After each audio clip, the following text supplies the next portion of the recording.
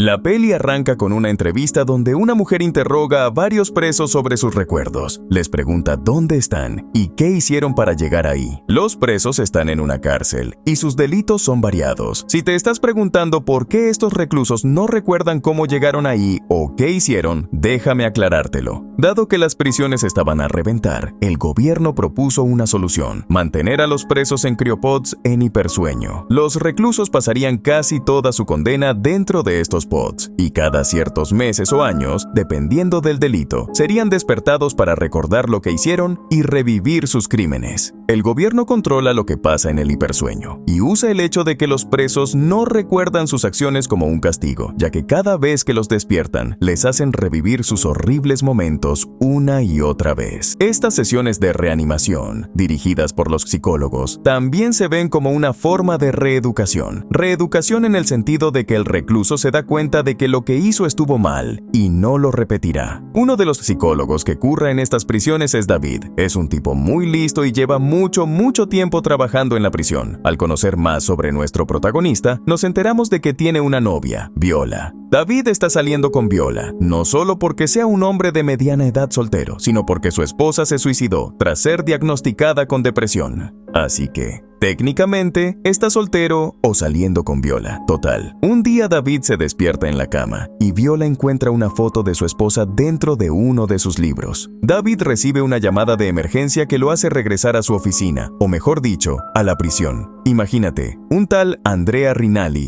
un italiano, aparece de la nada para reemplazarlo. ¿Memo? ¿Correo? Nada, compadre. Resulta que Andrea llegó un mes antes de lo previsto para observar a David en acción y aprender el trabajo a la perfección.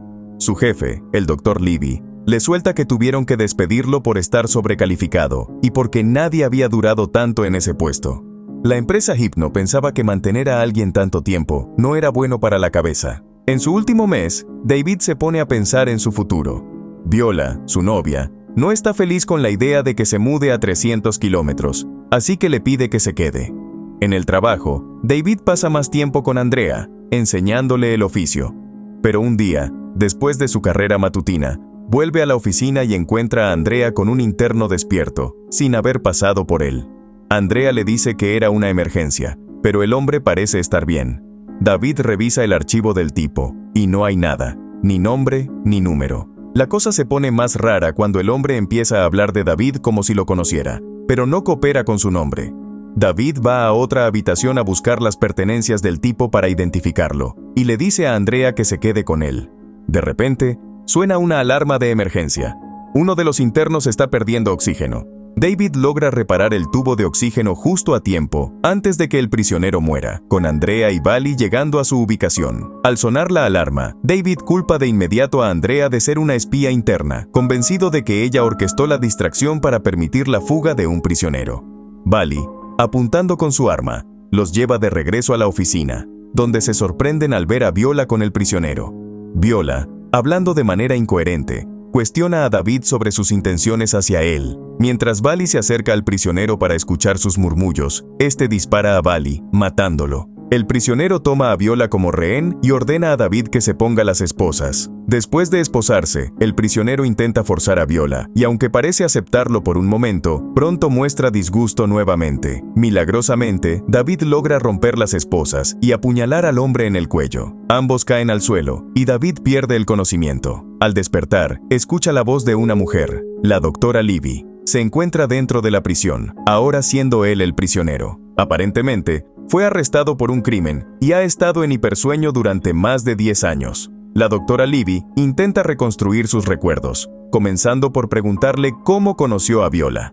David recuerda que conoció a Viola cuando era esposa de otro prisionero en la cárcel, quien resulta ser el mismo que disparó a Vali e intentó forzar a Viola. Lo que David creyó que era un recuerdo, resulta ser una alucinación, un sueño mientras estaba en hipersueño. A medida que la doctora Levy lo hace recordar lo ocurrido, David empieza a recordar todo, incluyendo cómo comenzó su relación con Viola. En algún momento, alguien la contactó, informándole que su esposo, quien estaba en prisión, en realidad era inocente. Viola intentó convencer a David de dejar libre a su esposo, pero David se puso demasiado celoso y en lugar de liberarlo, en realidad lo mató. Lo hizo cortándole el suministro de oxígeno mientras estaba en criosueño. Pero lo que David no sabía era que el tanque de oxígeno de su esposo estaba conectado a otros tanques y otras personas también murieron en el proceso. Una de esas personas fue Anna Grego, una interna dentro de la prisión, y estaba conectada al tipo que David quería matar. Después de la entrevista con el Dr. Levy, David pide volver a dormir, pero el Dr. Levy le dice que esta es su última sesión porque hoy será liberado, aunque estará en libertad condicional durante otros 10 años, lo cual es mucho mejor que estar en hipersueño. Sin embargo, David comienza a reconsiderar ese hecho cuando conoce a su oficial de libertad condicional, que es un completo idiota. Dios mío.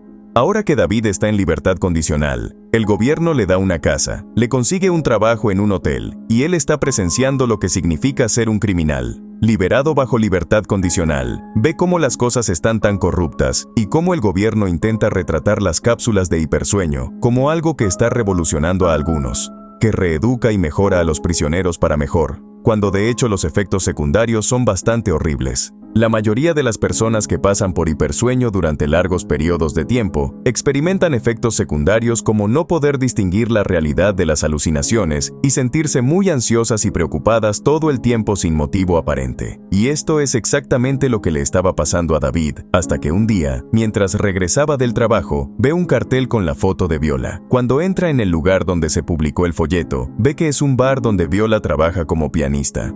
Cuando se encuentran con la mirada, David no sabe qué hacer ni qué decir. Así que sale del bar. Pero Viola lo sigue y le dice que se mantenga alejado de ella, y también habla sobre cómo sufrió durante 10 años por su culpa. Unas semanas después, mientras David estaba en el trabajo, sucede algo inesperado. Bali lo visita. Sí, ese mismo Bali que parecía haber desaparecido. Pero no, aún está vivo. Resulta que aquella escena donde parecía muerto fue solo una alucinación en el activo sueño de David. Bali y David conversan animadamente.